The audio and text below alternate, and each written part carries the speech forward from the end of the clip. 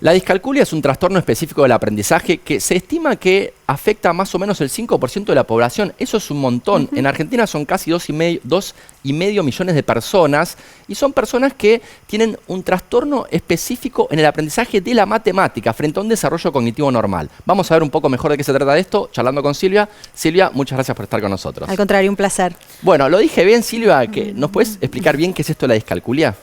Lo dijiste muy bien, efectivamente es un trastorno específico del aprendizaje. Eso quiere decir que en personas que tienen buen nivel de desarrollo intelectual y socioemocional, la adquisición concreta y específica de habilidades académicas, en este caso las numéricas, no ocurre con la velocidad y la fluidez que debiera ocurrir de acuerdo a lo esperado para la edad y la instrucción. Claro. ¿Está bien hacer la analogía con la dislexia? Está muy bien hacer la analogía con la dislexia, de hecho son parientes, son de la misma familia, digamos, en las clasificaciones actuales de diagnóstico, que son como manuales que nos permiten identificar con un nombre las cosas que les pasan a la gente. En las dos más importantes que existen, una es la de la Academia Americana de Psiquiatría y la otra de la Organización Mundial de la Salud, en ambos casos discalculia y dislexia conviven bajo una etiqueta más amplia que es de trastorno específico de aprendizaje, así que son parientes. Y es muy común la superposición de ambas cosas también. Son como primos hermanos. ¿Puede coocurrir? Pueden coocurrir. Mira. Sí. Pero dislexia, digámoslo, es una dificultad de aprendizaje de lectoescritura, ¿no? Exacto. La dislexia es específicamente la dificultad en el desarrollo, acorde a lo esperado para la edad, con buen nivel de instrucción, de la fluidez lectora, que tiene cierto impacto en la escritura, pero por sobre todo es la dificultad para leer palabras de manera aislada, que por supuesto se va complejizando cuando tenés que leer palabras en conjunto con otras palabras, ¿no? Pero es eso. Y la discalculia es una dificultad en la matemática, ¿no? Perdón, ¿si vas a decir algo? No, me llama la atención que de la dislexia tengo la sensación de que todos conocemos un poco más. ¿Qué pasó con la discalculia que es quizás menos conocido? Y bueno, para empezar hay razones históricas porque la dislexia se describió por primera vez a fines del siglo XIX y la discalculia a fines del siglo XX, más o menos para la época que nací yo, no vamos a decir cuándo, pero para fines del siglo XX, entrada a la década del 70, se describió por primera vez de manera mucho más específica la discalculia como la conocemos hoy en día. Históricamente se la había descrito más asociada a lesiones cerebrales y entonces no teníamos la idea de lo que es la discalculia del desarrollo, que te afecta desde que naces, aunque tardemos en darnos cuenta unos años, 3, 4 años en que algo está pasando. Bueno, y aprovechando, ¿cómo es que uno se da cuenta que quizás tiene discalculia? Bueno, la forma probablemente más accesible de darse cuenta, y es probable que si alguien tiene un hijo con discalculia que no es el primer hijo, algo le empiece a llamar la atención, es que son chicos que no tienen la misma naturalidad que otros chicos para aprender a contar, por ejemplo, y para aprender el orden establecido de los números, y para poder representar cantidades. Algo que es muy natural, hasta biológicamente, poder estimar cantidades, es más difícil para estos chicos. Hoy por hoy, cuando existen condiciones propicias, se puede identificar como precursores de discalculia en nivel inicial. O sea que ya sala de 4, sala de 5, vos podés decir, bueno, me parece que esta persona está en riesgo en relación a sus aprendizajes de las matemáticas. O sea que es temprana la posibilidad de detección, sí. Pero, ¿Se puede hacer algo? ¿Hay tratamientos? ¿Hay intervenciones?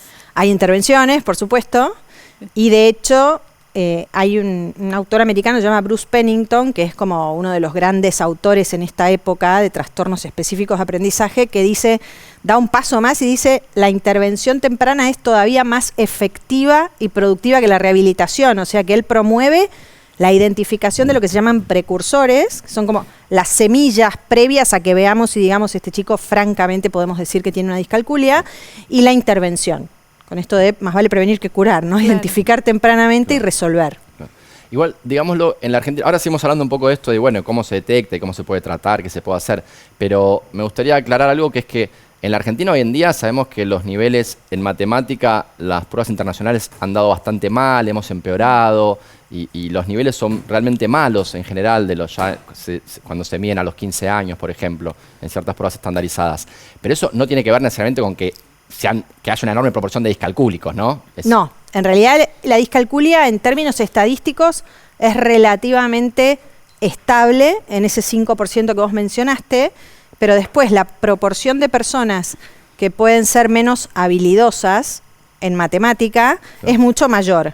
Estadísticamente hablando, se dice que aproximadamente un 20% de la población no es tan habilidoso con las matemáticas como el resto, y en ese 20% tenés un 5%, que es como la punta más a la izquierda de la curva de Gauss de las habilidades matemáticas, que tienen discalculia. Después tenés en cada país, de acuerdo a la capacidad que tiene la educación en cada país de ayudar a desarrollar habilidades matemáticas, mayor o menor fluidez matemática en el promedio de su población.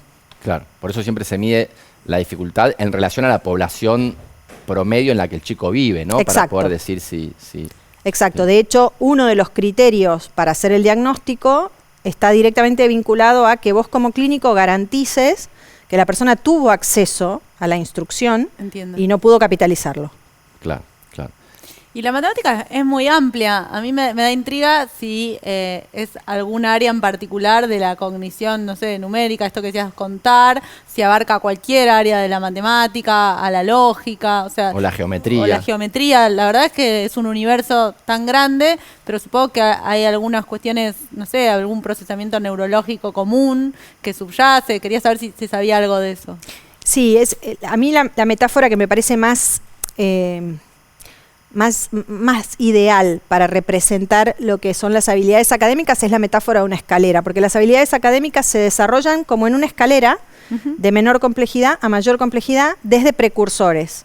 El precursor de las habilidades matemáticas, el específico, es la conciencia numérica, que muchos neurocientíficos dicen depende de lo que se llama módulo de número, como si fuera una aplicación preinstalada en nuestro cerebro que nos permite administrar cantidades. Sobre la base de ese módulo de número o esa conciencia de número, lo que hicimos los seres humanos, porque esa conciencia de número está más vinculada a la vida que a la vida humana. O sea, claro, muchas moscas, abejas tienen numerosidad, es verdad, claro. Es que increíble. Sí. Pensá una abeja que sale de la colmena y tiene que ir a buscar polen y tiene 20 metros para recorrer en vuelo y se equivoca de arbusto y va a un arbusto donde hay pocas flores o no hay flores. O sea, y encima le tiene que comunicar a otra, che, acá hay muchas, ese concepto. Creo que hasta tienen el concepto del cero las abejas. Lo dejo para otro capítulo de numerosidad. Ahí me diste, cuando hablabas al principio de la ignorancia, ahí me diste ahí tengo que investigar yo porque eso no lo leí hasta ahora. Sí leí de la cognición numérica en las abejas, esto de la estimación, ¿no? Y bueno, a partir de esa estimación, lo que hicimos los humanos, que los animales no hacen, es representar simbólicamente las cantidades. Y entonces las matemáticas implican operar con símbolos para administrar cantidades. Claro. Entonces ahí vas subiendo el nivel de complejidad, desde lo que puede ser la representación numérica de el 4 representa la cantidad 4, hasta menos 4, 40, 4000, digamos, y en todos está el número 4, el símbolo del número 4, pero son todas cantidades distintas y una es una no cantidad, en realidad, el menos 4. Claro. Entonces, bueno, es interesante cómo se va subiendo esa escalera y cómo en los procesos de rehabilitación lo que hacemos es replicar esa escalera para tratar de acompañar a la persona en afianzar o ajustar esas tuercas que la numerosidad no le dio, digamos, la numerosidad natural no le dio. ¿Y ese ajustar tuercas produce un reacomodamiento del cerebro en el sentido de que, por lo que contás, muchas veces la dificultad en la matemática tiene que ver con cierta mala suerte, digámoslo así, en la lotería genética, con que hay ciertos módulos cerebrales que algunas personas tardan más en formarse o que se forman con mayor dificultad? Una vez que intervenís y lo ayudás a mejorar esos conceptos, ¿se ve el correlato en el cerebro de eso? Sí, eso es alucinante. Bueno, hay un autor que vos me recomendaste, Andrés Ploming, que tiene un libro justamente en el que describe todas las investigaciones que se hicieron en relación a genética y habilidades académicas. Claro. Y una de las cosas que él explica en ese libro es que las habilidades académicas en enorme medida son facilitadas por la genética. Entonces, claramente hay personas que son más vulnerables a no desarrollar bien habilidades académicas. Entonces, cuando haces la rehabilitación, lo que haces es modificar, a partir de ejercicios que vos haces con la persona, los circuitos cerebrales que sostienen la cognición numérica y haces mucho más ágiles circuitos posteriores del cerebro, de lóbulos parietales y temporales, que justamente sostienen la cognición numérica y que en los discalcúlicos funcionan menos bien, y entonces los discalcúlicos hacen un esfuerzo extra con sus áreas frontales del cerebro, que son como las más ejecutivas, para compensar esa dificultad en la automatización. Wow, mirá. Entonces, Mirá el básicamente, detalle que se sabe. Sí, es alucinante porque lo que te muestran es, digamos, te muestran scans, resonancias magnéticas funcionales de cerebros de discalcúlicos, cómo van activando áreas posteriores del cerebro cada vez más a medida que van haciendo la rehabilitación. Y bueno, esa es una de las propiedades más atractivas del cerebro, la plasticidad, que te permite modificarse a partir de la relación con el ambiente. Claro. Total. ¿Se conoce lo suficiente sobre discalculia? No, no se conoce suficiente sobre nada. No, sí, perdón, igual rehago la pregunta. No se conoce científicamente, sino si sobre la población conoce lo que se conoce. O No. Los docentes, los ministerios de educación del mundo. Bueno, en algunos lugares del mundo probablemente se conozca más que en otros lugares del mundo. Me parece que en nuestro país particularmente hace algunos años empezó un movimiento de psicoeducación cada vez más significativo, movilizado como en tantos otros países por asociaciones de padres, de chicos con trastornos de aprendizaje que empiezan como a promover que se conozca esto, ¿no? Que se pueda acceder. La literatura es infinita y eso a lo que accedemos, los que hablamos en español, es mucho menos, porque la ciencia se escribe en inglés y nosotros somos todavía un país que no es suficientemente bilingüe en el buen sentido, como que no mucha gente puede acceder a la literatura en inglés y la verdad es que la literatura en inglés es lo que te permite actualizarte. Entonces se conoce menos porque incluso los profesionales a veces conocemos menos, pero ahora, bueno, ustedes están haciendo divulgación en este mismo momento y otros espacios de divulgación permiten que los padres y los docentes empiecen a entender un poco más. Pero además está buenísimo que se sepa porque hay un montón de cosas para hacer, o sea, es fundamental que se sepa que uno puede tener discalculia. Primero, supongo que también hay una relación al estigma. Entiendo que hay muchas personas que quizás les da vergüenza. Todo el tiempo estamos haciendo cómputos numéricos cuando compramos cosas, cuando, no sé, tomamos decisiones. Y quizás hay muchas personas que tienen discalculia y ni siquiera lo saben. Y ahí, en relación a eso, hay un estigma. Entonces está bueno que se sepa y que hay cosas para hacer. Es absolutamente así. Y en general, bueno, Brian Butterworth, uno de los especialistas mundiales en discalculia con el que estamos trabajando, dice que en general recibir el diagnóstico produce un alivio muy grande porque te otorga explicación a un montón de cosas que te pasaban, que son estas que vos estás diciendo y que vos no entendías por qué a vos te pasaban y a otras personas no. Entonces cuando lo entendés, yo tengo un audio de un paciente mío que dice, estuvo muy bueno, tiene 11 años, estuvo muy bueno saber que soy discalcúlico porque ahora mis maestros y mis padres me entienden un poco más y yo entiendo un poco más y entiendo también por qué antes me esforzaba tanto y no podía hacer lo que tenía que hacer y lo que me pasaba era que era discalcúlico.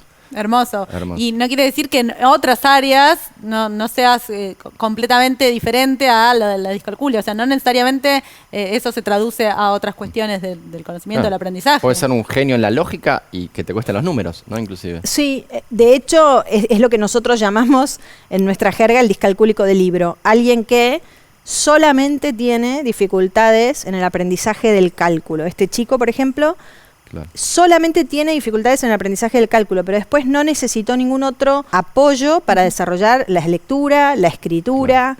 Socialmente es un chico que está bien inserto, le interesa muchísimo la historia, sabe lo que le preguntes de la Segunda Guerra Mundial, pero de repente le decís 3 más 4 y te dice 8. Claro. Sí. Increíble. Silvia, espectacular, la verdad que un lujo tenerte. Muchísimas gracias, aprendimos un montón. A ustedes por invitarme, muchas gracias. Y ustedes no se vayan, ya volvemos con más La Liga de la Ciencia. Se viene un informe súper lindo sobre la conservación de aves argentinas, no se lo pierdan. La Liga de la Ciencia es alfa, es beta. La Liga de la Ciencia. En Lanús te pedimos que sigas cuidándote. Usa siempre el tapabocas, lavate frecuentemente las manos, mantén al menos 2 metros de distancia con otra persona y ventila los espacios. Enfrentemos con responsabilidad la segunda ola. Informate en lanus.gov.ar. Lanús nos une. Es nano.